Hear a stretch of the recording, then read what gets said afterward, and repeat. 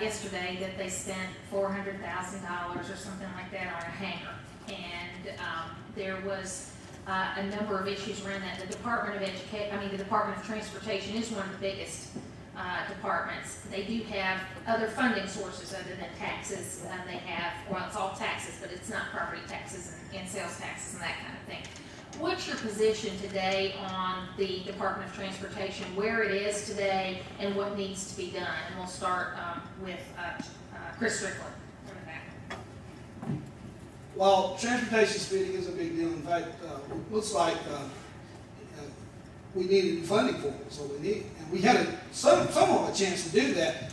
My opponent likes to talk about voluntary taxes. I'm not sure what a voluntary tax is, but I think people characterize those as special purpose local option sales tax. There was a chance to pass the T-Splosh. Now, that's not the best way to do it, because again, that's a tax. But what we need to do is look at alternative sources of funding. Maybe private-public partnerships would be a good thing. But the bottom line is, you spent $21 billion. You couldn't find a way to pay for roads and $21 billion. Again, 140 years to get to $14.5 billion, just 6 years more to get to $21 billion. That's a spending problem, and it's a spending problem in the wrong places. Let's fund transportation. Let's fund education. Let's quit building horse farms and quit buying airport hangars. And we almost paid for a new runway in Glenn County and an airport shed over there in Paulding County.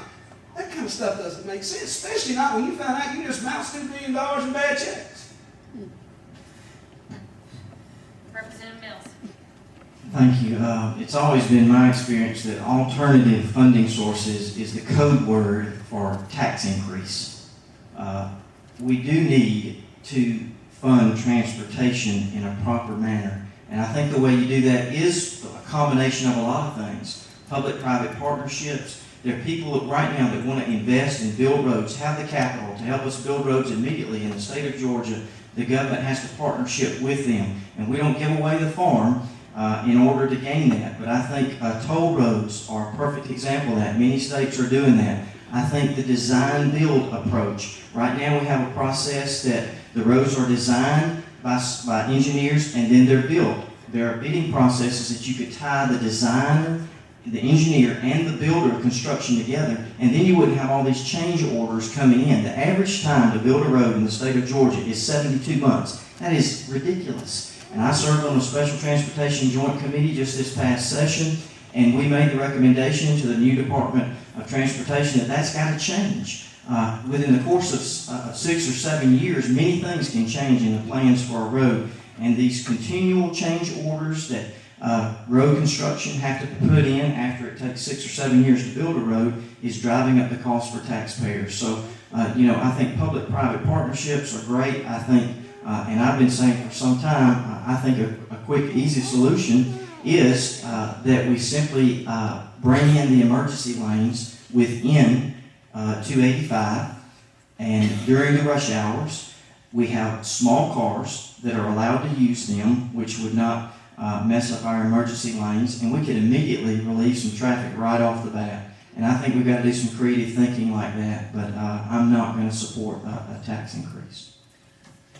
54% of the state budget is education. What would you do to alter the QBE funding formula that has not been modified or revamped since its inception in the 80s, and to cover new mandates from the state and No Child Left Behind? We'll start with Representative Bells on that one. Thank you, Martha. The QBE funding is outdated, and it is at a situation that we have not been able to fund it fully. But what happens is people look at the QBE funding and they don't consider the other funding that goes in it. For example, capital outlay. Hall County got last year $18.3 million came back to our county. Much, much more. As a matter of fact, we're in the top 6 or 7% throughout the state in those numbers. That helped reduce our property taxes, because had we not had that money coming from the state, property tax owners would have had to ante up to pay to build more schools. You can't say that you're going to vote against a budget that includes mandates and vote for teachers' pay raises. Because when you vote for a budget that has a teacher's pay raise in it, guess what it doesn't have? It doesn't have the local benefits that the local system has to pay. And the local system says, yeah, we're going to adjust your benefits. And they have to throw that in there. So if you're going to vote against a mandate you can't vote for teachers' pay raises, and I've supported those over the years. I'll continue to support them, and you just can't have it both ways. So that's my answer. Strickland.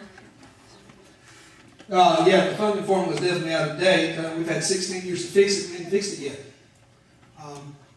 That's what happens when you have inconsistent leadership. Well, look, the funding formula needs to be adjusted for inflation, but the first thing it needs to happen to do is it needs to be fully funded. Let me give you some numbers. Everybody wants to adjust some figures. Let me give you some figures that can't be adjusted. In fiscal year 2003, my opponent voted to cut education dollars from Hall County by $2 billion plus a little more. In fiscal year 2004, he voted to cut it by $4 million. 2005, $5 million. 2006, another $5 million cut. 2007, another $2 million cut. 2008, a $2 million cut. And just this year alone, a $1.5 million cut to Hall County education. If that ain't raising property taxes, I don't know what is. 18.5 on local school projects, yeah, that's bond indebtedness. The county said, we can't build these schools without some help from the state. The state said, well, we'll set a bond for you. That money was coming to Hall County no matter what happened.